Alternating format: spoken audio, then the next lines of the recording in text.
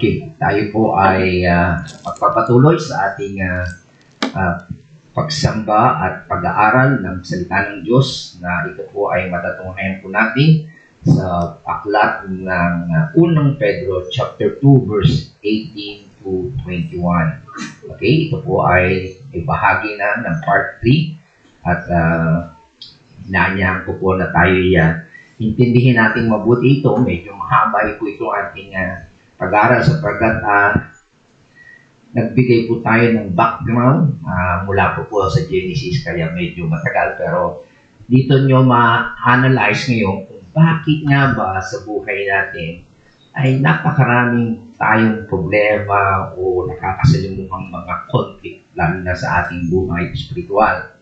Kaya dito sa ating pag-aaral na ito ay masasagot ito yung mga tanong ninyo. Okay?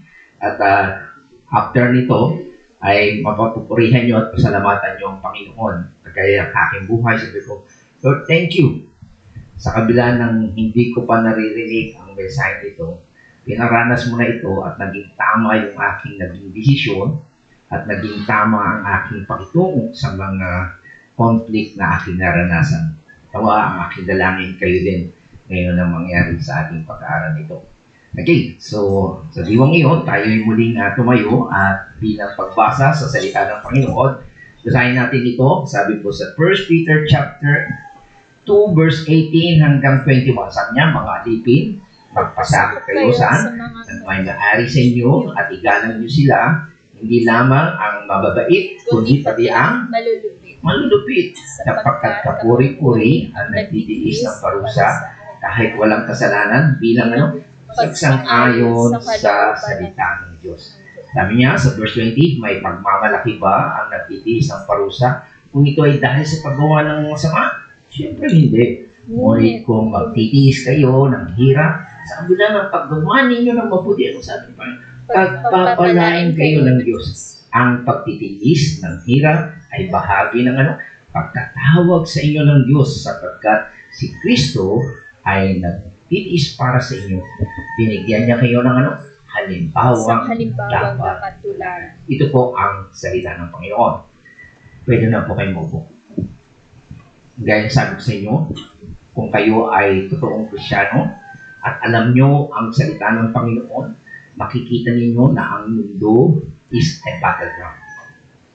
Okay? At yan makikita natin, hindi lang po yan sa mga bansa. Okay? Maging sa trabaho ninyo, may awayan yan, di ba? Ay, tama. Maging sa bahay ninyo, may mga magkakapatid, awayan din yan. Magkasawa, nagkaawayan din, tama?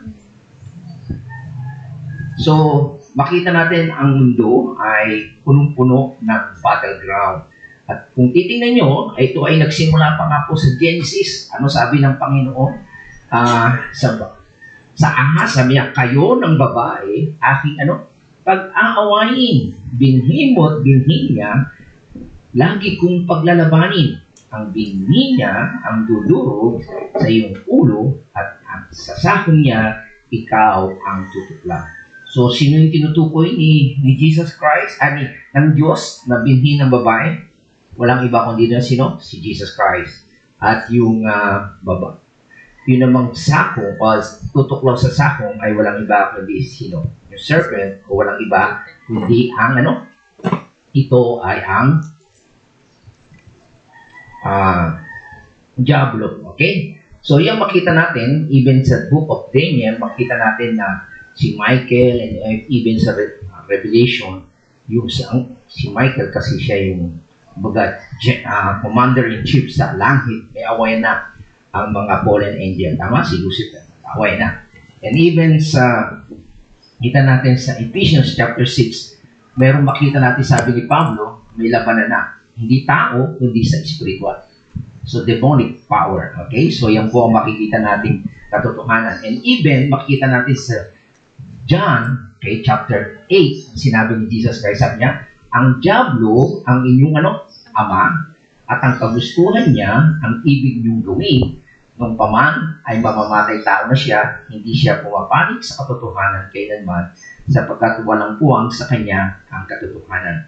Hindi ka sa kanya ang magsinungaling, sapagkat siya talagang sinungaling at siya ang ama ng kasinungalingan.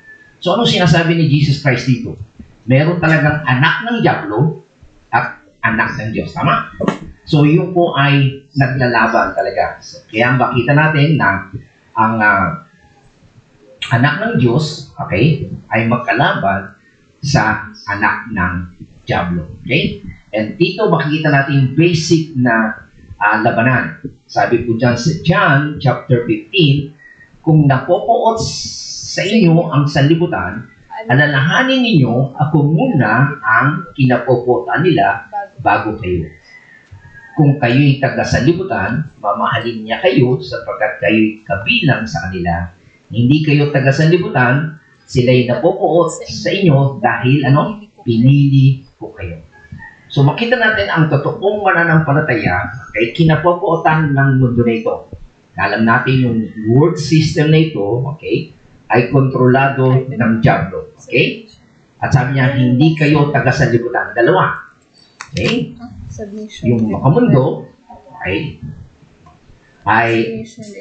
nasa panig ng Diablo at kayo na anak ng Diyos ay hindi taga-sanlibutan kasi pinili tayo ng Diyos. Kapag napot daw yung mga anak ng Diablo, yung mga taga-sanlibutan, sino ang unang kinapotan? Si Jesus muna. Sabi niya, alalahanin ninyo, ako muna ang kinapotan nila bago kayo. May labanan talaga, di ba? Sabi sa Genesis chapter 3, ang binhi ng babae, okay, ay kalaban ang Diablo. Okay? Maliwanag. At kaya tayo bilang mananampalataya, bahagi tayo kasi pinili tayo ng Diyos, nasa panig tayo ng Diyos, kaya mapopoot sila sa atin. Maliwanag po ba yan? Hindi tayo ang may galit sa mundo. Okay? Ang Kristiyano ay dinidepensa nila ang kanilang sarili sa mga anak ng Diablo, kaya galit sila. Hindi tayo may galit sa mundo, kundi sila'y galit sa atin. Kasi kabilang tayo sa Diyos at kabilang tayo kay Kristo. Okay? Maliwanag po ba yan? So, kasi threat tayo sa sistema ng mundo na ito. Sapagkat ang mundo na ito ay nasa ilalim ng kasamaan. At tingnan nyo ito. Kanina napag-usap, hindi ba pwedeng matanggal yung ano ba yung may line yan. Sabi doon sa John 16 verse 12, okay? 16 verse 2.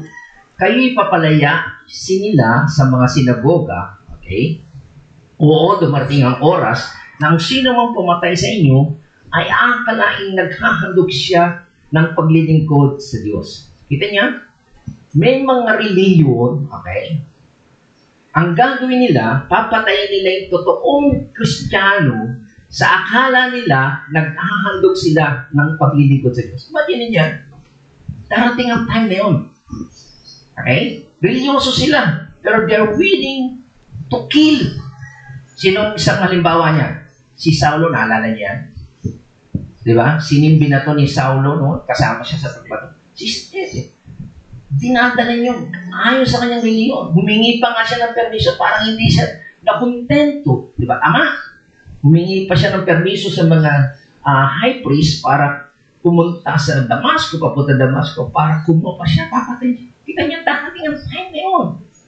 Bakit nila ginagawa yun? Ano sabi sa verse 3? Sabi niya, gagawin nila ito sapagkat hindi nila ako kilala ni ang Ama. Kita niyo? Akala nila tama yung kanilang Diyos na sinasamba at ginagawa nila yung pagpatay dahil gusto nilang maghandog sa Diyos. Pero sa totoo lang, hindi nila kilala si Jesus Christ at ng Ama. Kanina, napag-usapan namin yung mga Mormons, di ba? Mga Muslim. Okay? Pinapatay nila ang totoong mga Kristyano. Minsan lang, ang mga Mormons, kala nila Kristyano sila, pero they don't believe in Jesus Christ as true God. Even yung mga iglesia ni Christ. Imagine it. So, alam niyo po ba na one of the greatest persecutors of the people of God has been the false religion? Tama? Sino pumapatay sa totoong mga Kristyano? Even makita natin sa New Testament. Tama? Si Saulo. Siya na yung pumapatay sa paniniwala na totoo ang Diyos nila. They're doing it to their God. Pero mali ang pagkakilala nila. Mali pala yung Diyos. Okay? So, makita natin dito na talagang ang dahilan ay they don't know Jesus Christ at totoong Ama. Okay? So, makita natin ang ating society, okay, ay talagang hindi nila kilala ang totoong Diyos at totoong Kristo. Meron silang false religion at ang dahilan nito, they hate the true God. Kaya makikita natin na meron talagang labanan. Hindi na po ito bago, matagal na panahon po ito. At makikita nga natin na simula pa man noon, ay si Satanas na po ay lumaban, nag-resist sa Diyos at sa kanyang mga alagad ng Diyos. At ang ginagawa ni Satanas ngayon ay pinalalakas niya ang kanyang effort para yung gawain ng Diyos ay talagang ma-overthrow niya yung people of God. So, makikita natin, siya ay constantly ina-attack niya ang salita ng Panginoon. Ang ginagawa po ni Satanas ay ina-attack niya tayo sa maraming paraan. Kaya, every time from religious persecution, ito ay nagdudulot ng pagkawala ng buhay ng maraming tao sa magitan ng pananakot. Di ba? Meron iba, pinuputol pa ang ulo. Di ba? Nilalayo sila talaga sa society at sa maraming kultura.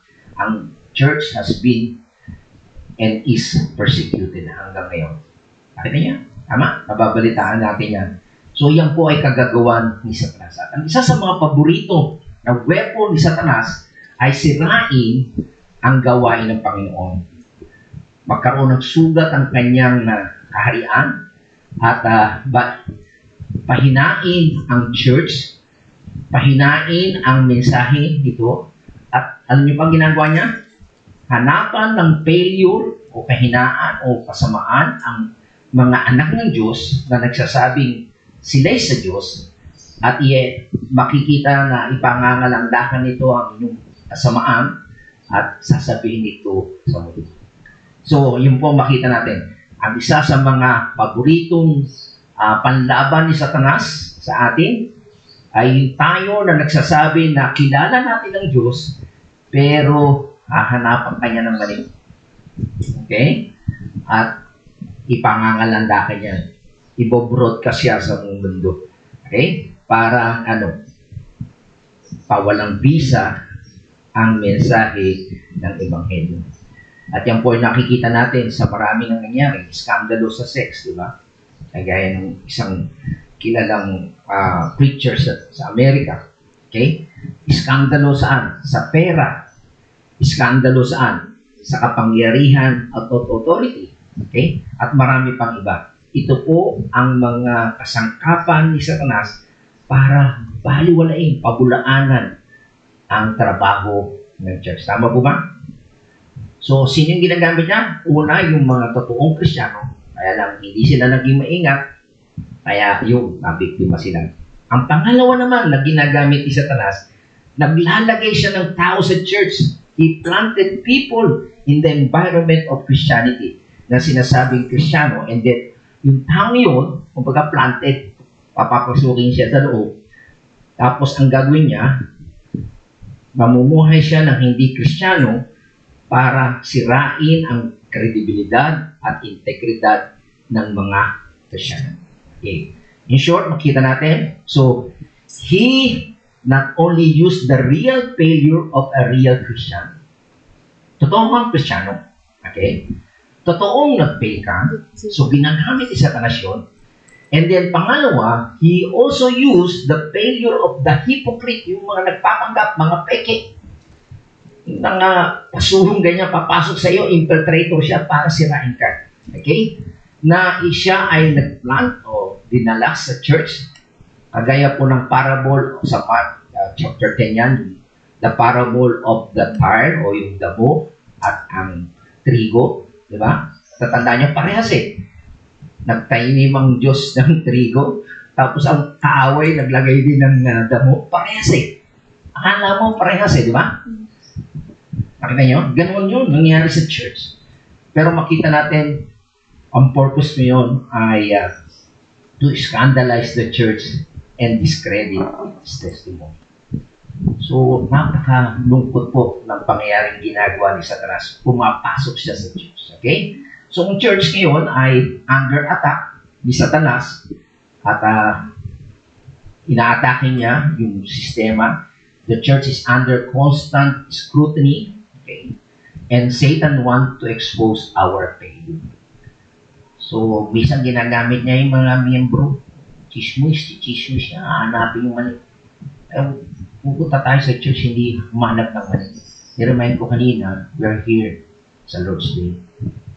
Para sa Panginoon, hanapin natin ang Panginoon, papurihan natin. Hindi yung kamalian, kasamaan. Kung hahanap ka nga ng kamali, makakakita ka, tama? Sample niya, humanap kayo ng kulay red. Makakita kayo? Makakita. Bakit? Nahanap niyo kasi. Tama? Ganun po ang ginagawa ni Satanas. Naghahanap siya ng kamalian kung gusto niyo makakita ng kasama. Makakakita na kayo. Pero trabaho ni Satanas yun. Okay?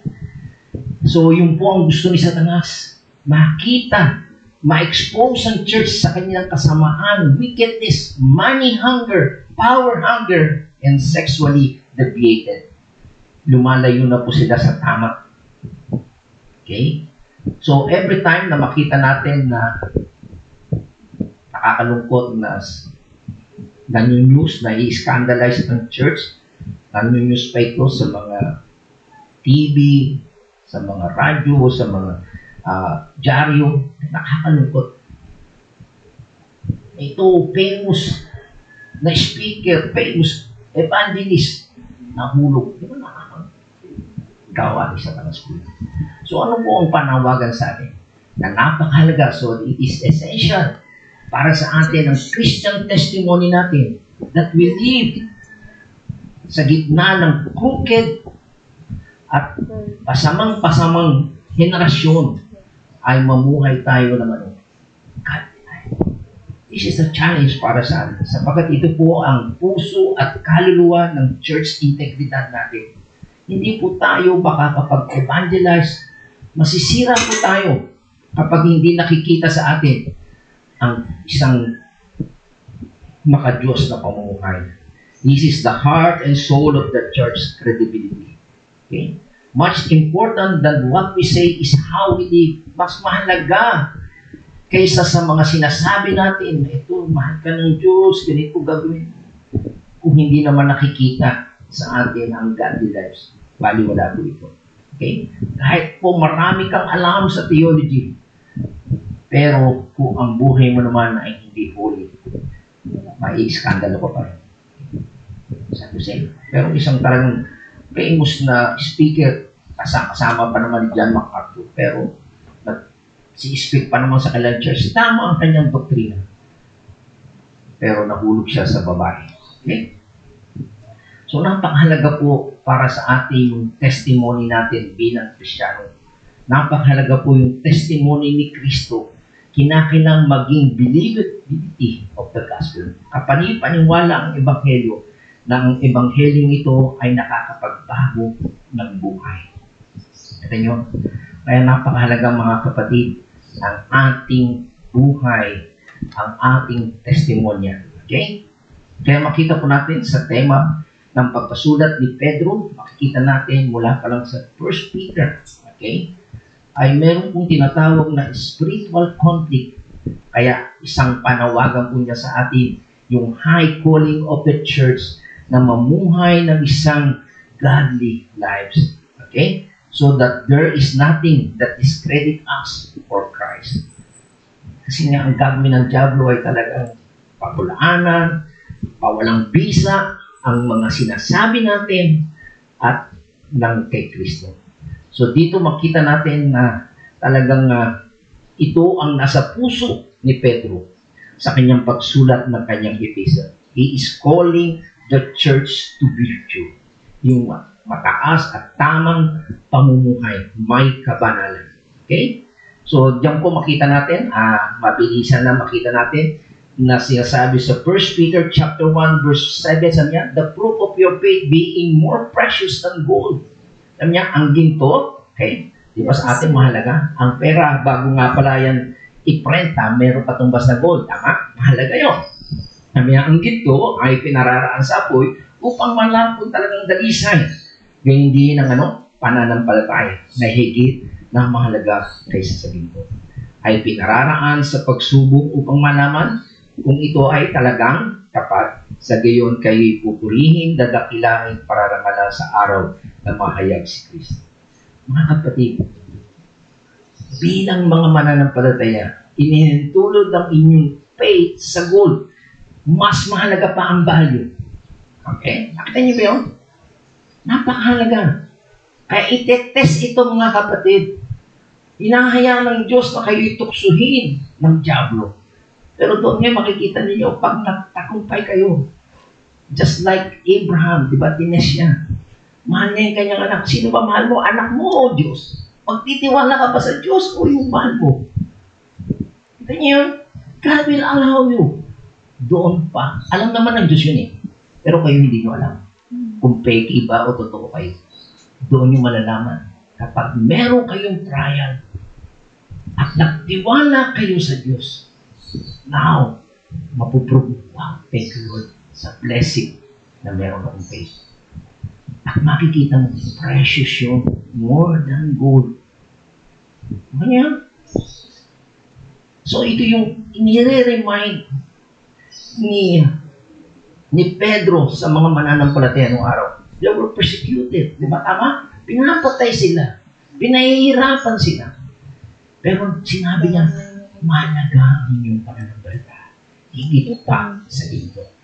Pangalawa, makita natin, ang sabi niya, maging obedient children tayo. Bilang masunuring mga anak, huwag kayong umayon sa masamang pagnanasa tulad ng ginawa ninyo nung una, nung kayo wala pa sa tunay na pagkaunawa. So, maging masunurin tayo sa Panginoon. Hindi yung sarili nating desire. Di ba? Huwag tayo bang umayaw sa masasamang pagnanasa. Yung evil desire mo, yung rights mo, gusto mo masunod. Okay? Kagaya daw ng ginawa natin nung tayo wala pang pagkaunawa sa Panginoon. And then sabi niya sa chapter 2, verse 1 to 2, live a godly life. Pagkaroon tayo ng pagkauhaw, pagkagutom sa salita ng Diyos, let the word shape you. Kaya sabi niya, kaya nga talikuran na ninyo ang lahat ng kasamaan, ang lahat ng pandaraya, pagkukunwari, pagkaingit, at paninirang puri. Gaya daw ng sanggol, kayo ay manabig sa dalisay at gatas na spiritual upang lumago kayo sa pananampalataya hanggang sa makamtan ninyo ang ganap na kaligtasan. So, kinakailangan makita mo yung position nyo, yung faith nyo is more than gold. Okay? Sumunod tayo sa Panginoon. At bilang mga katulad ng mga sanggol, we have a desire for the Word of God. Para lahat tayong lumago. Kasi itong salita ng Diyos, the more na nagbabasa tayo, masasaturate tayo ng salita ng Diyos, mawawala yung mga kasamaan sa buhay natin. Sabi nga ang Biblia, kung hindi mo babasahin ang Biblia, mamumuhay ka sa pagkakasal. Pero itong Biblia ito, the more na binabasa mo, ito ang maglalayo sa iyo sa kasalanan. Okay? So, importante ang isang totoong mananampalataya. May pananabik siya. Gustong-gusto niyang magbasa, mag-aral ng salita ng Diyos. Okay? Bakit? Tingnan nyo, ang sabi po diyan ni Pedro, kasi tayo ay isang lahing pinili. You are chosen. Grupo ng maharlikang pari. Isang bansang nakalaan sa Diyos. Bahayang pag-aari ng Diyos. Anong dahilan? Bakit kanya pinili? Bakit kanya bintangi? Upang magpahayag ng mga kahangahangang ginawa niya. Kaya ka pinili para maghayag. You testify yung kabutihan ng Panginoon na siyang tumawag sa inyo mula sa kadiliman patungo sa kanyang kahangahangang kaliwanagan. Okay? So ito po ang panawagan ni Pedro. Kinakailangan mabuhay tayo ng isang buhay na talagang may kabanalan, a life that desire the word and go by the word. Ganyan na po ba ang pagnanais niyo? And this is the reason why you come to church, para makinig ng salita ng Diyos. Kasi itong magpapalago sa atin. Every morning, nagbabasa tayo. Every day, nagbabasa tayo ng salita ng Diyos. Okay? Why? Because you are to show forth, magpapakita po tayo, yung kadakilaan ng Diyos na nagligtas sa atin. Ito po ang basic na dahilan kung bakit tayo narito. Gusto nating manabik sa salita ng Diyos. Uhaw tayo. Okay? Ano pa sabi niya sa 1 Peter chapter 2, verse 11 to 12, sabi niya, mga minamahal, nakikiusap ako sa inyo bilang mga dayuhan, were alien at pansamantalang naninirahan sa daigdig nito. Talikuran ninyo ang masamang hilig ng katawan na naghihimagsik laban sa inyong kanan. So dito makita natin, alisin natin mga masasamang hilig ng ating lamang. Let's live a godly life. Sabi niya, mamuhay kayo ng maayos sa gitna ng mga hintil sa mundo ng mga masama. Bakit? Upang kahit na pinararatangan nila kayo ng masama, kapag nakita nila ang iyong mabubuting gawa, mapapurihan nila sila ang Diyos sa araw ng kanyang paghuhukom. So dito po makita natin na gusto ni Pedro na bilang mga mananampalataya tayo, mapanatili natin yung excellent behavior natin sa kabila na mapanira, mapaglaban ng mundo na ito. Di ba? So, kinakailangan nating mamuhay ng godly lives. Okay? Bakit? Kasi sa ating pamumuhay ng mabuti sa kabila ng masama, ay sabi dito ay magpupuri sila sa Diyos sa araw ng kanyang paghukom. There is a chance na sa ating paggawa ng kabutihan, nakita nila yung ating pananampalataya. Mahikayat din natin sila at sila ay iligtas ng Diyos. Okay? So, tandaan po natin, kung gusto po natin na makapag-lead o makapag-akay ng iba para sa Panginoong Jesucristo, it is a matter of how you live. Binabasa nila ang inyong buhay. Paano yung sila mahikayat kung walang nakikita pagbabago sa buhay niyo? Masirable ang buhay niyo, tama? Hindi yan sa galing, ang dami niyong minememorize. Alam yung verse, no? Madaldal ka, hindi yan sa kadaldalan. Kundi kung ano yung nakikita niya sa iyong buhay. Not a matter of what you say, it is a matter of how you live. Diba? Your action speaks louder than your voice. Diba? So, keep your excellent behavior because this is how you lead people to the knowledge of Christ. Maliwanag po ba? Can you say amen to that? Diba? Ay mga kapatid, ito yung panawagan ni Pedro sa atin. Sinisiraan na nga niya tayo, dinidiscredit niya na tayo. Diba? Pero kung nananatili tayong gumagawa ng kabutihan para sa Panginoon, masasilent natin sila. And then later on, titigil na sila at maaaring mahikayat pa sila. So, ayan po ang dahilan, sabi nga sa 1 Peter chapter 2, nais ng Diyos, this is the will of God, na sa magitan ng iyong gustong pamumuhay, mapapa-stop nyo, mapapatigil nyo ang mga hangar sa kanilang kamangmangan. Yung mga kritiko ng Kristyanismo, you will silence them. Okay? Kaya makita natin, the way you live your life will silence the critics and even bring them to salvation. Wow, that's the grace of God. Diba? Mapatigil mo sila, and sometimes, kung sabihan yan ng Diyos, ay maligtas ka sila.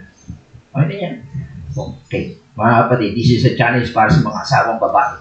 Okay, tingnan nyo, ha? Sabi niya, kung kayo ay Kristiyanong babae, ay sabi niya, kayo namang mga babae, sabi niya, pasakop kayo sa inyong asawa. Okay? At kung mayroong sa kanila na hindi pa naniniwala sa salita ng Diyos, mahihikayat din niyo silang sumampalataya dahil saan? Sa inyong magandang asal. Kahit hindi na kayo magpaliwanag pa sa kanila. Ano sabi ni Pedro?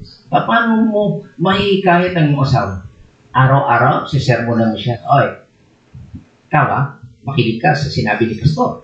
Araw-araw. Ewan ko lang, papapaling ka kung sasabihin niyo. Diba? Hindi, sabi niya, no? Mahihikayat nyo sila sumampalat dahil sa inyong magandang asal. Kahit hindi na kayo magpaliwanag sa kanya. You don't need to preach every day. Hindi. Hindi sa magitan ng magandang asan. O tingnan nyo pa sa verse 3. Sabi niya, verse 3, how does a saved wife win an unsaved husband? Sabi niya, ang inyong ganda ay huwag maging panglabas tulad ng pagkaayos ng buhok, pagsusuot ng gintong alahas at mamahaling damit. Dahil ubos ang pera ng asawa niyo, punta kayo ng punta kay Vicky Pelo, paayos ka ng buhok lagi, bili ka alahas, magaganda damit mo. Okay? Magsabi sa gastos mo naman. Ano dapat gawin? Sa halip pagyamanin ninyo ang gandang natatago sa puso. Tingnan, hindi panglabas. Yung galing sa puso. Sabi niya, kagandahan walang kupas. Likha ng maamo, mapapayapang diwa, na lubhang mahalaga sa mata ng Diyos. Yung girlfriend ko ganito nung araw. Maamo, mapayapang diwa. Tahimik na tahimik. Okay? Kasi ito yung mahalaga sa mata ng Diyos. Okay? Sabi pa dyan sabi niya, yan ang kagandahang ipinakita ng mga banal na babae. Umasa sila sa Diyos noong unang panahon. Sila'y nagpasakop sa kanilang mga asawa, nagsabi, hindi yung dagger, hindi yung ina-under mo sa asawa mo, hindi, nagpasakop. Tulad ni Sarah, sinunod niya ang tinawag na Panginoon ng asawa niya, si Abraham. This is submission to the authority. Diba? Kung paano tinuruan tayo magsabi sa authority, sa ating lipunan, diba? Sa mga may kapangyarihan, ganoon din sa pamilya. Ang husband is the head of the family. Pasakop kayo. Huwag nyo lang. And also, i-under ang iyong kasama. Hindi nyo sila man. Diba? Nung ang lalaki, nililigawan pa kayo, nakatak sa inyo. Maganda kayo. Diba? Eh, sad to say, pag tumatanda na, pumuputi na buhok nyo. Bumukulubot-kulubot na. Diba? So, ginagawa ng marami para maganda sila. Nakapaayos pang lakas. Pero kapag kayo'y mananampalataya, nananatiling ganda ng kaloobang nasa loob. Okay? At kung ano yung napapakinggan nyo sa church, napapasok nyo sa Biblia, ipinamumuhay nyo, ma-attract ang asawa nyo sa inyo. Okay? A wife wins her husband by her conduct, not her words. Without the words. Godly, virtuous conduct, yun ang kailangan. Bagamat ang babae talaga madaldal. Okay? Pero yung kaamuan, ay malakas po yan. Lalo ma-attract ang inyong asawa. Lalo na kung hindi mananampalataya. Okay? So this is challenge. And then sabi pa niya, sa 1 Peter chapter 3, verse 13 to 15, yung seriousness for what is good. Talagang sabi, sino naman ang gagawa sa inyo ng masama? Kung kayo'y naghangad, kundi pawang kabutihan. Ang nais nyo, butura ng iyong puso ay talagang gusto yung kabutihan.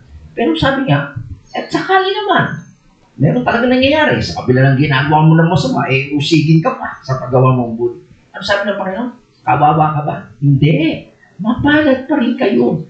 Huwag ninyong katakutan ng kailang kinakatakutan at huwag kayong padala sa kanila. So, ganyan po ang katotohanan. Sa kabila ng may ginagawa ka ng kabutihan, meron pa rin gagawa ng kasamaan sa iyo. Okay? Pero sabi niya, gigibak ba kayo? No, igalang niyo si Kristo mula sa inyong puso at sambahin ninyo siya bilang Panginoon. Lagi kayong maging handa magpaliwanag sa sino man magtanong sa inyo tungkol sa inyong pag-asa na nasa inyo. Sa kabila na kayo inuusip, pero meron kayong hope pa rin. And then kung tanungin kayo bakit, magpaliwanag kayo. Pero sabi niya, ngunit maging mahinahon kayo. Magalang kayo sa inyong pinagpapaliwanagan. Bilang mga lingkod ni Kristo, panatilihin nyo, malinis ang inyong budhi upang mapahiya ang mga nanlalait at mahamak sa inyong magandang pag-ugali. Diba? Totoo yan. Naranasan nyo na ba yan? Gumagawa kayo ng kabutihan, pero chinichismis pa rin kayo. Ginagawa, ganun nangyari po sa akin. Sa kabila ng paggawa sa inyo, Meron at meron magagawa sa inyo. Okay? Pero manatili pa rin yung godly life niyo. Maging mahinaw pa rin kayo. Magkanga. Para mapahiya sila yung mga nanlalait sa inyo at umahamak sa inyong pag-ugal. So yan po makikita natin. Nasa isipan ni Pedro. Paulit-ulit niyang sinasabi ang tema na tayo bilang mga mananampalataya nabubuhay tayo sa isang persecuted environment. Tama? Sa opisina man, sa bahay man, sa trabaho mo, sa eskwela, sa lipunan, di ba? Kaya makikita natin, sinabi niya doon sa mga mananampalataya, sila'y nasa Pontio, Galatia, Cappadocia, Asia, na talagang sinusulatan na. Nasa kiblaan ng ang mundo na ito ay masama. Manatili tayong namumuhay ng isang banal, matuwid na pamumuhay. Tayo ay sumunod sa salita ng Diyos para sa ganoon, mapatigil natin ang mga kritiko natin. At sa magitan ng ating pagsunod at pamumuhay ng excellent, you will bring them to the knowledge of Christ and salvation. So yun po ang makikita natin. And then sa chapter 4, makita natin, kaya nga sabi niya, kaya nga mula ngayon ay mamuhay na tayong sumusunod sa kalooban ng Diyos at hindi na sa nasa ng laman. So ito yung kanyang already from chapter 1, chapter 4. Sabi, sapat na, enough na. Sapat na ang panong inaksayan ninyo. Wasted time sa paggawa ng mga bagay na pinumahingan ng hindi. Ano yung kalayan, masamang nasa ng lamang, paglansing. Walang tigil na pagsasaya, pag-iinuman, kasuklam-suklam na pagsamba sa mga Diyos. Kung ginawa niya, that's enough. Kung kayo'y Kristyano, that's enough. Naintindihan? Tama na. Sumunod na tayo sa kalooban ng Diyos. Hindi na yung gusto ng ating laman. Kanyang panawagan. And then sa verse 12 and 30, sabi, mga minamahal, huwag na kayong magtaka sa mga bibigat na pagsubok sa inyong dinaranas na para ba ito hindi pangkaraniwan. Sa halip, magala kayo sa inyong pakikibahagi sa paghihirap ni Kristo upang malubos ang inyong kaganahan kapag nahayag na ang kanyang kadahilan. So the Lord will really test you kung totoo ba yung faith mo. Okay? At kung totoong Kristyano, alisin mo na yun. Kung namuhay ka na doon sa kalaysoan, pag-iinom, paglalasing, enough na yun. That's enough. Okay? Mamuhay na tayo godly. Bakit? Sabi niya, verse 14, mapalad kayo kung kayo kinukutya. So, pastor, inaasar ako ng aking mga barkada sa inuman. Dati daw gano'n ako. Okay lang, mapalad kayo kapag kinukutya kayo dahil kay Kristo. Bakit? Sapagkat sumasa inyo na ang Espiritu. Espiritu ng Diyos, hindi Espiritu ng alak. Nakaliwanag niya ang Espiritu ng Diyos. Huwag na mangyari na maparusahan kayo ng sino man dahil sa inyong mamamatay tao kayo, magnanakaw at salarin at pakilimero. Ngunit kung kayo'y magdusa dahil sa pagiging Kristyano, huwag ninyong ikahiya ito. Sa halip, magpasalamat kayo sa Diyos sapagkat taglay ninyo ang pangalan ni Kristo. Okay? So, tandaan po natin, kung tayo ay magsasuffer, but don't be suffering first. Okay? Merong mga tao sa mga, Pastor, nagdurusa ako. Baka naman dahil nagkasala ka, consequence yan. Pastor, marami ng pagtitiis ko sa aking asawa. Paano? Nagkasawa ka ng hindi mananampalataya. Kaya magtitiis ka. Diba? Tama. Kaya ka nagsasuffer because you break the law of God. Kaya sabi niya, kung ikaw talagang Kristyano, huwag kang mag-suffer dahil sa paggawa mo ng kasalanan. Hindi mag-suffer ka for righteousness. Kung gumagawa ka ng kabutihan, ginagawa mo ang tama, pero yung boss mo, yung mga nasa paligid mo, yung mga barkada mo, inakasar ka, kinakadya, okay lang yan. You suffer for righteousness. Manuwanag po ba? And then, dyan sa verse 5, makita natin. Kaya makita natin yung awayan. Sino pa yung ating kaawayan? Maghanda kayo at magbantay. Ang diablo, kita nyo, ang kaaway ninyo, okay, ay parang layong umatungal at aaligid na naghahanap ng masisiro. Kita nyo, kagaya sabi ko sa inyo, ang diablo nandiyan sa paligid niyo. Nandito siya sa tabi niyo. Nasa loob nga na siya ng church, may siya ginagamit niya. O yun, tingnan mo yung katabi mo. Yun, natutulog. Siya sa busy. Okay? Sabi, huwag kayong matakot sa kanya. Sabi, bagkapon ay maging magpakatatag kayo sa inyong pananampalataya sa Diyos. Tulad ng alam ninyo, hindi lamang kayo ang nagtitiis ng ganitong kahirapan, kundi pati ang inyong mga kapatid sa buong daigdig. So, ang isa sa mga ginagawa ng diablo kapag ikaw ay nagsasuffer o nagkakaroon ng trials, sabi, nakakaawa ka naman, pinabayaan ka. Kakaroon ka depression dahil nag-iisa ka. Yung kasi ang ginagawa ng diablo. Kita nyo sa kawan ng mga tupa. Sino yung ina-attack niya? Kaya niya ginugulo para umalis ka sa kawan. Tama? Lalo na pag wala ka sa church, nag-iisa ka, atakihin ng diablo ang utak mo. Sabi niya, kawawa na naman. Pero tandaan niya, sabi niya, tulad ng alam ninyo, hindi lamang kayo ang nagtitiis ng ganito kaharap. Ibig sabihin, hindi ka, sabi ng Panginoon. Marami kayo. Okay? Sa buong daigdig na hinahayaan ng Diyos na dumaan sa mga pagsubok. Pero ang diablo, gumagawa siya ng pagkakataon. Sabi, pagkatapos ninyong magtiis sa loob ng maikling panahon, okay, tandaan nyo, sandali lang yung trials niyo. Hindi habang buhay yun. Parang wala na akong pag-asa, wawakas ako ng buhay. Hindi ko na kaya. Kanya ang ginagawa ng diablo sa iyo. Pero sabi ng Panginoon, sa loob ng maikling panahon, sa wikang English, for a while. Ang Diyos, na siyang pinanggagalingan ng lahat ng pagpapala, ang siyang magbibigay sa inyo ng kaganapan, katatagan, lakas ng loob, at isang pundasyong di matitinan. Siya ang tumawag sa inyo upang maging bahagi kayo ng walang hanggang kalwalatian kasama ni Kristo. Okay? So, diyan po makita natin, no matter how tough it gets, okay, medyo matindi na ang pakikipagduno nyo sa diablo, no matter how hot it gets, nagiging mainit na, no matter how vicious the rolling life, talagang manggubungalit sa ang leon. Ang sabi niya, resisting. Kung anong gusto ng diablo, ayawan mo. No. Lalo sa drugs, sa mga paglalasing, sa masamang pagnanasa ng iyong katawan, say no. Stay firm in your faith. Manatili ka sa iyong pananampalataya and stay true to Christ.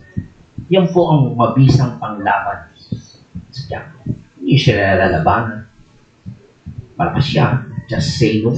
Just resist. At manatili kayo sa Panginoon. So dito makita natin sa chapter 1, chapter 2, chapter 3, chapter 4, chapter 5. Lahat sila ay mayroong iisang tema na tayo ay pinatawagan na constantly exposed to a hostile, hating world na talagang pinalalakas ng diablo ni Satanas. And their effort, anong gusto nila? To discredit yung church, to destroy its believability. Okay? Yung kapaniwala tayo, i-destroy yung ating credibilidad, i-destroy yung ating integrity. Yan po ang gusto at goal ng diablo. So, the way they do it, paano ginagawa ng diablo yun? Hahanap siya ng mga sinasabing Kristiyano in the church na namumuhay ng hindi consistent sa salita ng Diyos. Ang gagawin niya, parading them before the unbeliever to show what a sham the church is. And that is ineffective. So, hanap ang diablo, ito, hindi maayos tumamuhay. Oo lang ng oo kay pastor pag uwi sa bahay. Nakato. Inom dito. Chismis dito.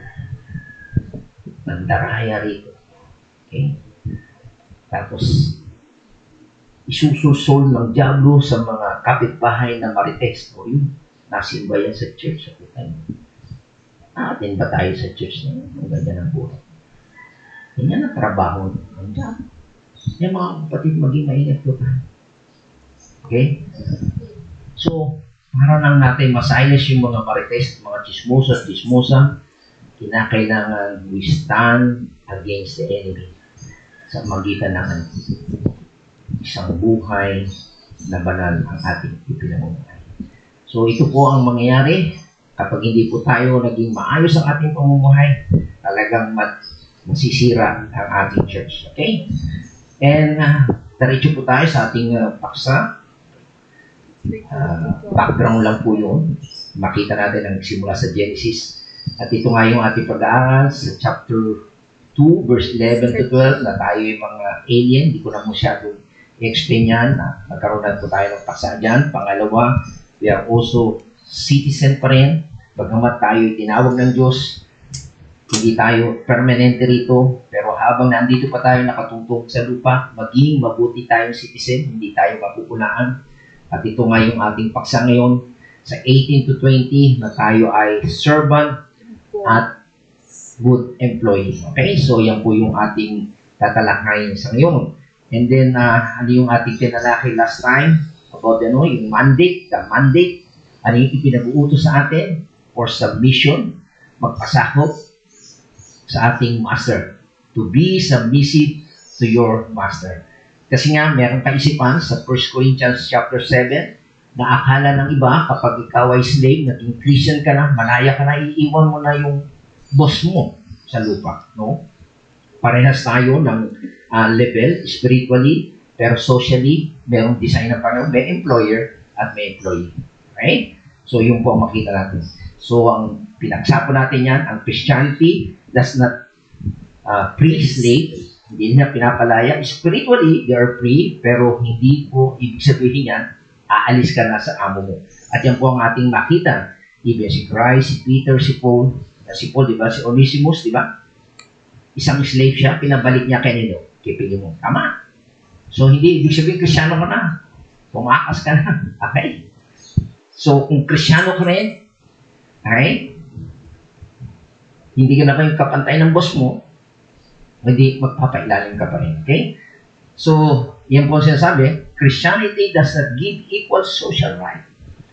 So, kung boss mo, parehas kayo sa church, pantay kayo. Pero pagdating sa bahay, boss mo pa rin siya. Okay? And Christianity does not guarantee to you that you no longer have to submit to any earthly employer or leader. Okay? So, importante po yan na talagang nakita po natin na yan po ang design ng Panginoon. Okay? Marunong po tayong sunod. Kaya napakapalad kapag ang inyong employer at employee ay Kristiyano. Napakaganda po yan at po susundin na ang salita ng Diyos. Okay? So, yan po ang makita natin. And also, kasi nga yung iba, makita natin, inahangad nila yung mga rights nila, di ba? At sabi niya, maghihimagsik sila, mag-i-strike sila, para lang magkaroon ng increase o ganitong gusto nila. Okay, tandaan po natin, it is more important to God that you maintain a faithful Christian testimony than you get what you think you have coming to you in this life. Okay, napakahalaga po yun. Okay, iba magre-rebelde, mag-sit down strike. Okay, mas gusto ng Panginoon na ma-maintain mo yung ikaw ay tapat, meron kang Christian testimony kaysa sa makuha mo yung mga rights mo. Okay? Sabi niya, it is more important that you provide a platform for integrity of Christianity than you have an equal right. Okay? Kasi nga maraming tao talagang hinahangad yung equal right. And also, it is more important for you to uphold the credibility of the church than it is for you to give praise. So, masisira kasi yung integridad ng church. Member ng church, tapos sumasali sa union para lang mataas ang ano. Okay? So, yun nga po yung sinasabi ko sa inyo nung nasa Delpa ako. Ayaw nilang marry ng protestante kasi mga miyembro ng union. Saklat ako doon. Masakit sa dibdib ko. Okay?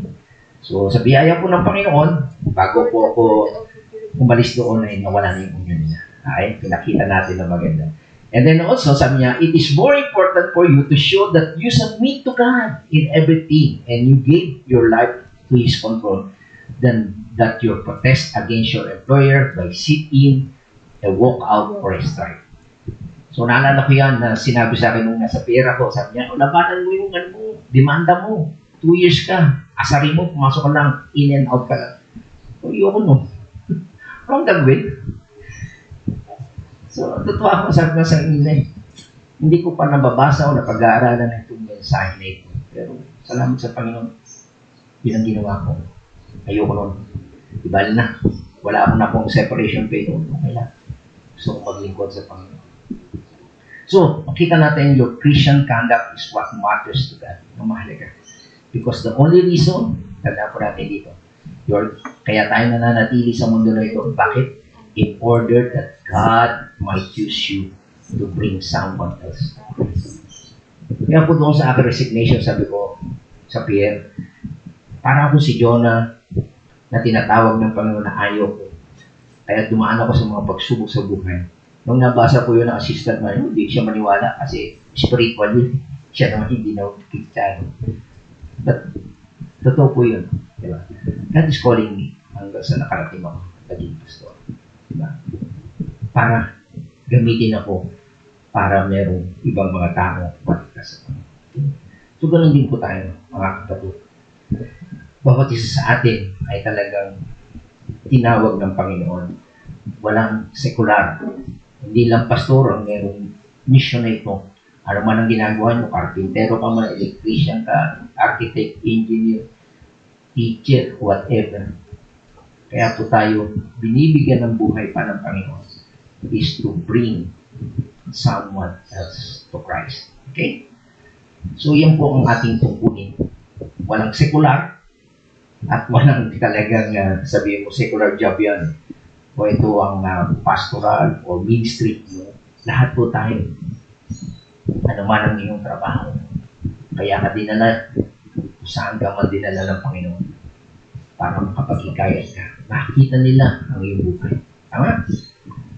So, it is not significant that you get what you think you're due in this human realm. Okay? So, hindi mahalaga. Habol mo yung separation, yung benefits mo, kaya ka magdidiman. Hindi mahalaga. Mahalaga ay gamitin ka ng Panginoon. Okay? So, tandaan po natin, we have a spiritual calling. At ang calling natin is to reach people where God has placed you and you will never do anything to demonstrate anger, galit, hostility, dissatisfaction, discontent, pride and ego, and selfishness. Kristyano ka, tapos ganyan ka. Gagalit ka, maghihimagsik ka, ayaw mo, inukwento mo pa sa iba. Hindi maganda po yun. Okay? Ang dapat natin gawin bilang mga Kristyano, all offer everyday spiritual sacrifices to God in our work. Lahat ang ating ginagawa, ino-offer natin sa Panginoon. And we are called to evangelize. And so we must submit and show that we are dutiful, faithful, loyal, obedient, conscious, and anxious, asig-asig, and willing, and that we serve our employer as we are serving Christ. Wow, tanda, di ba? Kung ganyan ang ating attitude, di ba? Napakasarap, di ba? Na naglilingkod tayo sa Panginoon. Hindi tayo mareklamo, galit tayo, naiinis, because ay masaya tayo. Okay? So that is our mandate. Sumunod, ito yung the motive. Ano yung motive? For these fine favors. Okay? Sapagkat kapuri-puri. Ano yung motivasyon? Bakit natin ginagawa yung pagtitiis? Kasi ito ay sapagkat kapuri-puri ang nagtitiis ng parusa kahit walang kasalanan bilang pagsang-ayon sa kalooban ng Diyos. For this fine favor. Okay? So, yan po makita natin ano po ba yung ibig sabihin ng for this fine favor. Okay? Literally yan, sa Greek ay this is grace. Ito ay biyaya ng Diyos. Okay? Kita mo, makapagtiis ka. Nabiyaya ng Diyos yun, di ba? Ang laging natural ng tao, gumanti, di ba? Maghimagsik, di ba? Tama ba? Magpakatotoo tayo yun, di ba? Kaya ka nakakapagtiis, this is, grace of God. Okay? At sabi dito, ay it is intrinsically attractive to God. Natural po sa Diyos yung mga taong nagtitiis, this find favor with God. Natutuwa ang Diyos kapag tayo ay nagtitiis. Tingnan niyo po doon sa last part ng verse 20. Sabi niya, sapagkat anong kapabrihan nga kung kayo yung nagkakasala at kayo tinatampal ay iyong tinanggap na may pagtitiis. Ngunit kung kayo gumagawa ng mabuti, kita niyo, gumagawa kayo ng mabuti at kayo nagbabata, nagtitiis, ay inyong tatanggaping may pagtitiis. Ito'y kalugod-lugod sa Diyos. Okay, kita niya. So, God is pleased, kapag tayo ay nagtitiis. Ang konteksto nito, sabi ko sa inyo, di ba? Ang social na pangyayari doon sa panahon ng Roma, ang slave, di ba, ay pag-aari kay na kanyang master. Tama? Binili siya. Kaya para sa kanya, natural lang na haplitin siya, parusahan, deprived, hindi siya pakainin, magtrabaho siya ng mahabang oras, okay? Parusahan siya ng maraming bagay. Pero sa kabila noon, makikita natin itong slave na ito. Kasi conscious siya sa Diyos, kaya napagtitiisan niya ang mga paghihirap na ito. Siya nagpapasalamat pa rin. So, yun po ang context nito. Why? Ba't hindi siya magprotesta? Ba't hindi siya mag-strike? Okay? Tandaan po natin, hindi po nalulugod ang Diyos na mag-strike ka, mag-protesta ka sa amo mo.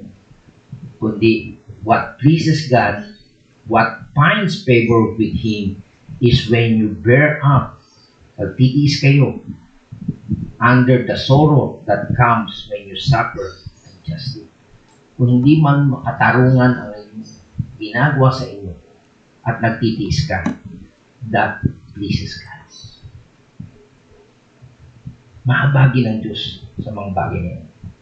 Tingnan pa rin natin yung salitang siya niya. For this find favor, sabi niya, for the sake of conscience toward God. Okay? So, tingnan natin yung salitang for the sake of conscience toward God. Okay?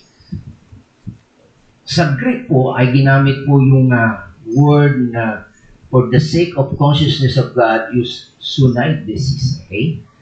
Dito po makita natin sa construction o po pwede natin sabihin na consciousness of God. Ano po ibig sabihin yun?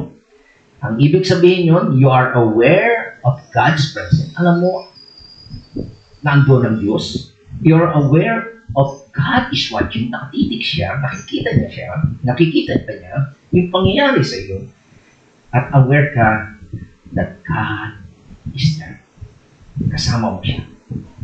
So, yun po yung ibig sabihin.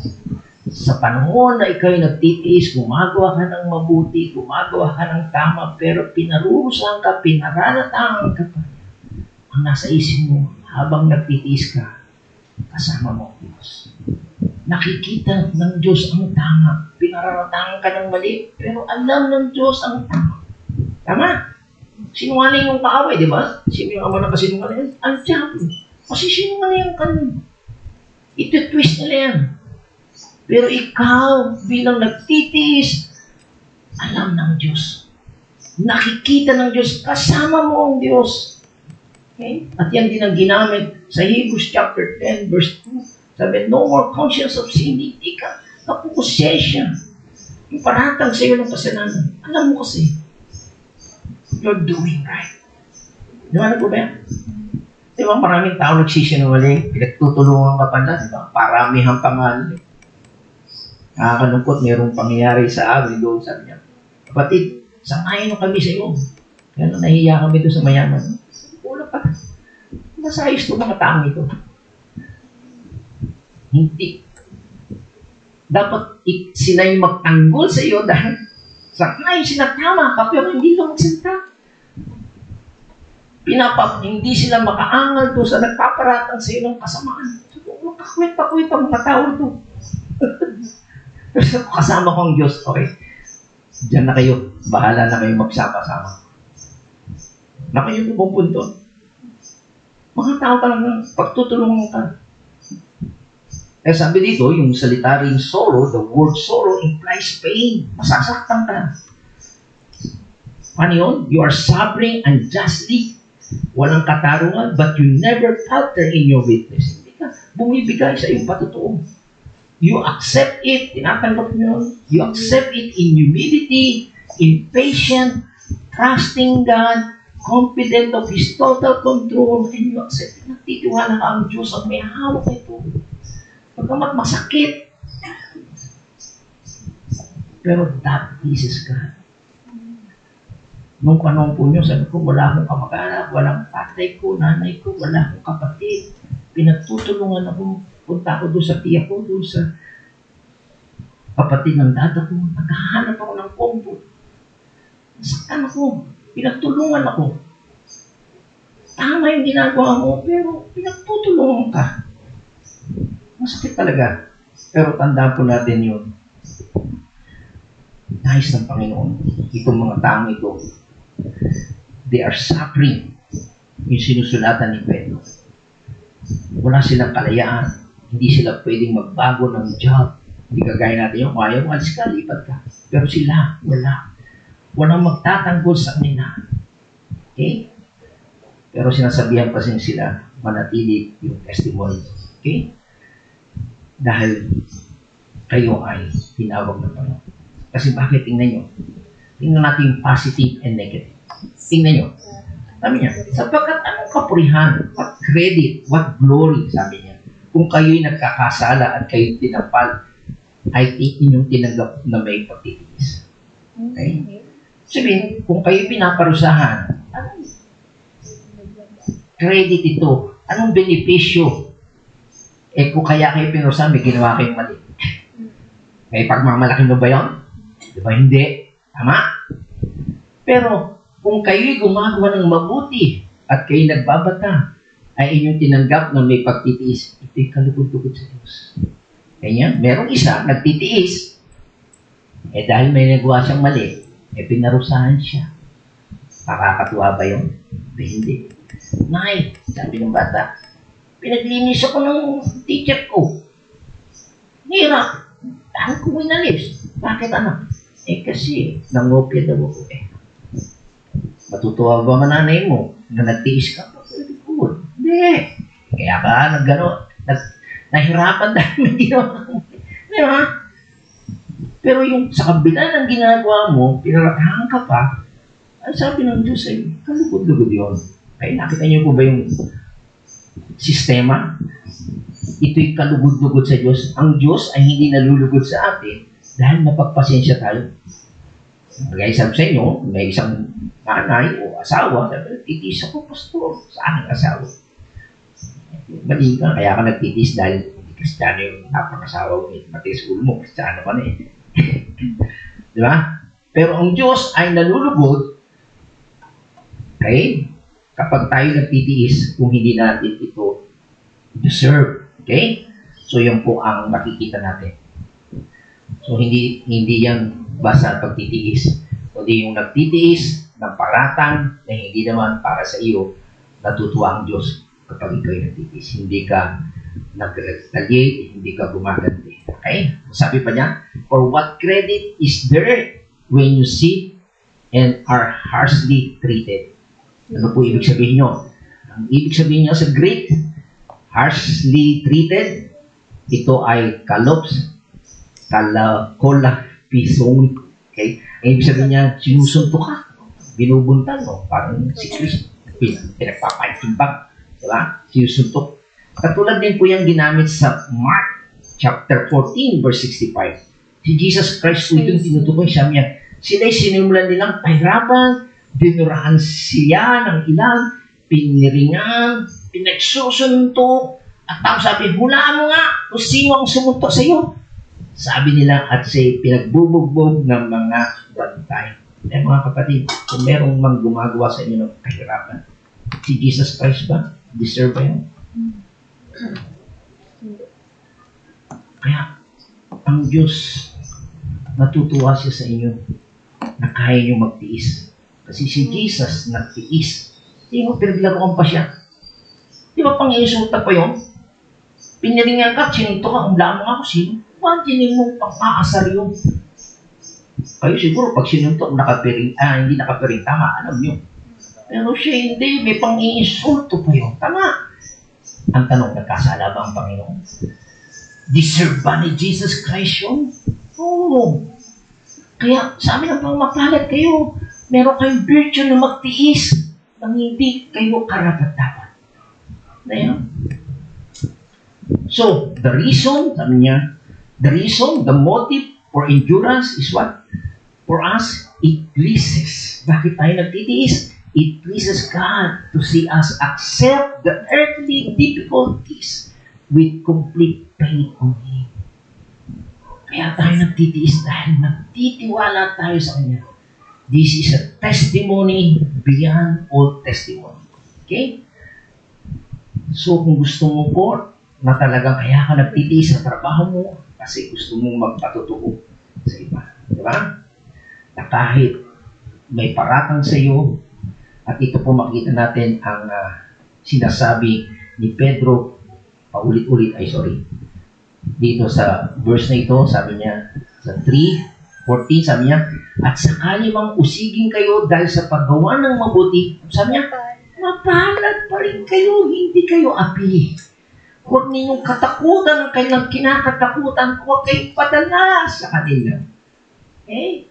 So kung mayroong mang kasama ka, employer, kasama mo sa opisina, pinagtutulungan ka, sinisiraan ka, sabi niya mapalad pa rin kayo. Magsalpiti ka, kawawa sa ino. Sabi ni Pedro, mapalad pa rin kayo. At sabi niya sa verse 14, chapter 4, mapalad kayo kung kayo'y kinukot siya dahil kay Kristo. Sapagkat sumasa inyo ang espiritu ng kalwalatian, ang espiritu ng Diyos. So makita natin dito, hindi yung kawawa ka nga. Magpakamatay ka na. Umalis. Hindi ganoon. Kundi sabi ni Pedro, mapalad ka kapag nag-inuusin ka. Sapagkat ang espiritu ng Diyos ay nasa iyo. Sabi niya sa verse 16, ngunit kung kayo'y magdusa dahil sa pagiging Kristiyano, huwag ninyong ikaya ito. Sa halip magpasalamat kayo sa Diyos sapagkat taglay ninyo ang pangalan ni Kristo. Tingnan. Blessed. Kaya hindi bago ito. Sana tutunan ni Pedro ito. Ito yung turo ng Panginoon. Sabi niya, mapalad ang mga nilalait at inuusig ng mga tao at pinaparatangan ng lahat ng uri ng kasamaan na pawang kasinungalingan ng dahil sa akin. Wow! Napakagandang katotohanan ito na natutunan ni Pedro. Sabi niya, magsaya kayo, magalak. Bakit? Malaki ang inyong gantimpala sa langit. Gayon ang ginawa ng mga tao sa mga propeta na una sa inyo. So ikaw, hindi ka nag-iisa. Sabi mo, bakit may sa ako? Bakit ako hinayaan ng Diyos? Hindi ka lang nag-iisa. Marami nang nangyari yan. Sabi, diba? Pero tanda mo, malaki ang iyong gantimpala. Maraming tao. Sabi niya, lalaban ko yung aking karapatan para makuha yung increase, yung aking benefits, yung aking separation pay. Lalaban ako. Ganyan ang maraming tao, di ba? Oo. Hindi dapat ganoon bilang mga nananampalataya. Anong dapat natin gawin? Sabi, gusto mo ba na yung makuha mo lang yung ngayon? O yung sabi ng Panginoon, greater will reward be in heaven. Magkano lang yung separation pay mo? 10,000, 20,000. Gasito lang yun sa langit. Nakanyan mo ba yun? Maliit lang kung ikaw mag-ihimagsik, mag-i-strive, magre-rebelde, masisira ang Christian testimony mo. Magkano na mo? Ilang thousand na. Pero kapag ikaw ay nagtiis, nagpakita ng magandang patutuan, sabi ng Panginoon, mapalad ka because greater is your reward in heaven. Okay? Tandaan po natin, God does not forget. Hindi niya nalilimutan. He does not forget. Yung kanyang pangako. Dalawa na? At tingnan niyo po si Pedro. Ay, si Pablo. Ano yung kanyang pamumuhay? Tingnan nyo. Sabi niya, hanggang sa oras na ito, kami nagugutom, naguuhaw, at halos hubad. Kami pinapahirapan at walang matirahan. Prosperity ba teaching nito ni Pablo? Oo. Sabi niya, nagpakahirap kami. Nagbanat ng buto para kumita at kabubuhay. Hindi siya nanihingi. Paawa effect. Hindi ba mga pastor? Paawa effect siya. Hindi sabi niya, idinadalangin namin ang mga lumalait sa amin. At kapag sila'y inubusig, tinitiis din namin yun. Ano pang gaspa siya, malumanay kami sumasapot sa mga naninira sa amin. Hanggang ngayon, sabi niya, kami parang maruming basahan, pinakahamak sa lahat ng tao sa mundo na ito. Ganda ng klase ng pamumuhay ni Pablo, tama? Pwede niya sabihin, bakit? Magdidiman ako ng aking rights. Okay? I will demand my rights. Pero hindi niya ginawa yun. Bagkus, anong sinasabi niya? I want to show how I trust God. Ipapakita ko sa inyo kung paano ako nagtitiwala sa Diyos. I want to show that there is nothing that people can do to me to make me break my trust in God. Kahit na anong gawin nyo, wala kayong magagawa para mawala at masira ang aking pagtitiwala sa Diyos. Yan ang gusto niyong ipaalam ni Pablo sa kanyang mga taga-usip. At sabi niya, I want to show that there is nothing people can do to me to make me lose my peace and kapayapaan, my joy and my confidence and my hope. Hindi mawawala.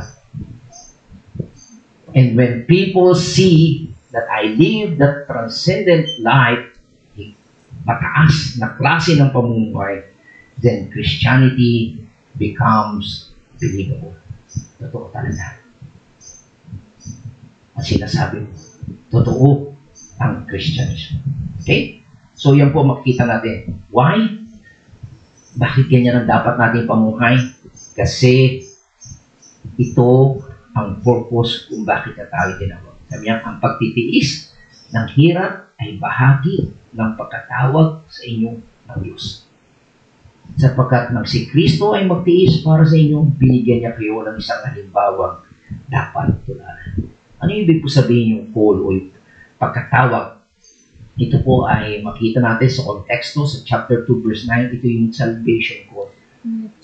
Kung tinawag tayo as salvation, hindi prosperity ang tinuturo niya. Kundi part of your salvation is magkakaroon ka ng suffering, testing of your faith. Sabi niya, ngunit kayo, isang lahing grupo ng maharlikang pari, isang bansang nakalaan sa Diyos, bayang pag-aari ng Diyos upang maghayag ng kanyang kahangang gawa. Siya ang tumawag sa inyo mula sa kadiliman patungo sa kanyang kahangahangang kaliwanagan. So yung pagkatawag sa atin, it is tinatawag na salvation call. Okay? And then, bakit na tayo tinawag? God who calls you to His eternal glory. Okay? Sabi niya sa verse 10, pagkatapos ninyong magtiis sa loob ng maikling panahon, tanda natin, part of our calling ay magtitiis tayo. And the Lord is pleased kapag tayo tinawag. Kasi pinaparangan, may kaaway tayo. Diba? Ang diablo. Pero sabi niya, ang Diyos na siyang pinanggagalingan ng lahat ng pagpapala, ang siyang magbibigay sa inyo ng kaganapan, katatagan, lakas ng loob, isang pundasyon, di matitinag, siya ang tumawag sa inyo upang makibahagi kayo sa kanyang walang hanggang kalughatian kasama ni Kristo Lord. Gaano katagal ang pagtitiis natin? Matagal ba? Ano sabi? Maikli. Pero yung kaluwalhatian, gaano katagal? Walang hanggan. Wow! Nakita niyo yun, mga kapatid? Sandaling panahon lang, titiis, and the purpose to test your faith kung totoo nga. Kaya sabi ko, nung Lord, thank you. Tines mo yung faith ko. Sa kabila ng mga naranasan ko, andito ako, gusto ko pong maglingkod sa iyo. Magtitiwala ako sa iyo. Hindi lang ako mag-isa mga anak ko, sa mga apo ko. Ipapasa ko ang pananampalataya na ibinigay mo sa akin. Sandali lang, for a while, natapos na. Pero ang dami namin paghihirap noon na hindi ko lang isa-isa mahaba. Pero, I'll tell you, for a while, ngayon nananasan mo na yung kasarapan. Nakilala mo ang Diyos. Nagtitiwala ka sa Diyos. Pero sa simula, nung habang nagtitis ka, hindi mo maintindihan, hindi sa nagkukwestiyon ka, no? Pero the more you study the Word of God, nalalaman mo, ang dalisyo pala dahil nga, sa simula pa lang, ang ahas at ang anak ng babae magkaaway. At ikaw bilang kasama at kabilang ka rin sa kaharian, kaaway ka na ng diablo. So, anong purpose? Makita natin, what is the purpose? To be patient, enduring suffering you do not deserve. Bahagi ang mga kapatid. Yan ang pagkatawag sa atin. Bakit? Kasi as soon, nung naging Kristiyano tayo, you become the enemy of the world. So you will, as you live out your Christian life, be unjustly and unfairly attacked. Diba? Kasi noong araw, barkada mo si Satanas. Ngayon, nandito ka na sa Diyos. Kaya ngayon, makakasalubong mo na si Satanas. Kaya pasalamat ka.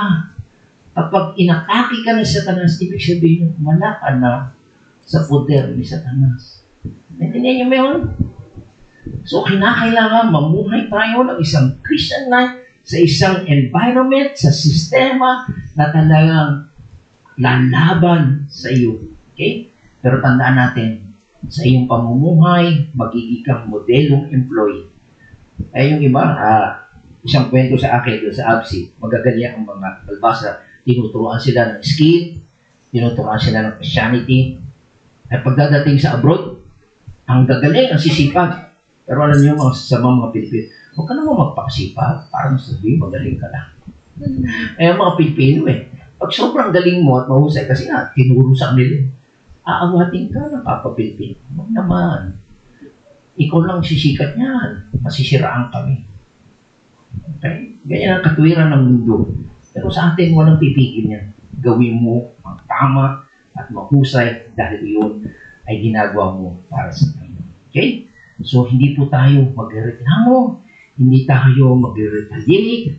Pagkos, mamumuhay tayong karapat-dapat sa Panginoon. Okay? At ito po ay bahagi ng pagkatawag sa atin. Kaya ano sabi po, patapos-tapusan, sabi ni Pablo kay Timoteo, gayon naman ang lahat ng nanganais ng mamuhay ng matuwid bilang tagasunod ni Kristo Jesus. Ano dara? Ano mangyari sa'yo? Daranas ng ano? Pag-uusig. Okay? So, ang Kristiyano po, kung talagang namumuhay ka ng matuwid, daranas ka ng pag-uusig. Mga kapatid, baka wala kayong pag-uusig yun kasi nga, baka hindi kayo namumuhay ng matuwid. Kung anong ginagawa ng barkada mo, gano'n pa na rin. Mali po yung mga kapatid. Kaya ngayon, nung una, siyempre, okay, bata ka, ako naranasan na yan, nagpatanong ka. Pero, salamat sa Panginoon, sa kanyang biyaya. Okay? Kapagtiisan ko po yun. At ngayon, itinuturo ko, sabi nga, kung paano ka iniluwin ng Diyos sa 2 Corinthians chapter 4 atay, gagamitin mo yung kaaliwan na yun para sa ibang mga tao. Ay mga kapatid, magtiwala po tayo. Kung meron ka man dinaranas ngayon, mga pagsubok, problema sa opisina, sa mga kapitbahay mo, o sa katrabaho mo, mamuhay ka ng matuwid para hindi tayo mapula. Tayo po yung mga salamat po Panginoon sa napakabiyaya mo sa iba. Na ito ay totoo na talagang nakita po namin ang iyong kapangyarihan sa iyong mga anak. Sa biyaya na binibigay mo sa amin sa kabila ng mga pag-uusig na ginagawa sa amin, sa kabila ng aming paggawa ng kabutihan at malinis na hangarin. Totoo na mayroong mga pakawala o mga alagad ng diablo na gustong siraan kami. Pero kami, Panginoon, ay hindi gumagawa ng pakitang tao. Alam namin na nariyan ka, nakatingin ka, kasama ka namin, Panginoon. At higit na alam mo ang katotohanan. And thank you, Lord, for the blessing, for your grace, na maranasan namin yung pagpapala at pabor na ibibigay mo pagkatapos namin malampasan ang mga pagsubok na ito. Kaya binabalik namin sa iyo ang papuri at pasasalamat. Ngayon, Panginoon, kung mayroong mga kapatid kami na nakaranas ng pag-uusip, kabiguan sa trabaho, Panginoon, sana ito mga salita na ito ay gamitin mo para tumingin siya sa iyo, magtiwala siya sa Panginoon, sa iyo, Panginoon, ang lubusan. Hindi mo siya gusto na mapahamak, because ma-encourage mo siya, Panginoon, na hindi nawawalang kabuhan ang aming paggawa ng kabutihan. Alam mo yan, Panginoon. Alam mo ang puso namin, Panginoon. Kaya, we pray for that person, Lord, kilala mo siya. Kaya, Panginoon, kahagagan mo at piyaan din siya ng kalakasan sa buhay niyang espiritual. Kami rin, Panginoon, ay magtiwala sa iyo, Panginoon, that you are really in control of everything. Kahit merong ginagawa ng tao. Katulad ni Joseph, sinabi niya sa kanyang mga kapatid, you meant it for evil. Masama talaga ang intention niya. But God meant it for good. Lord, thank you for your sovereign power, Panginoon, na kahit may gumagawang kasamaan sa amin, ang iyong kalooban pa rin at ang layunin ang nasusunod. Kaya Lord, God be the glory. In Jesus' name we pray. Amen and amen. Thank you.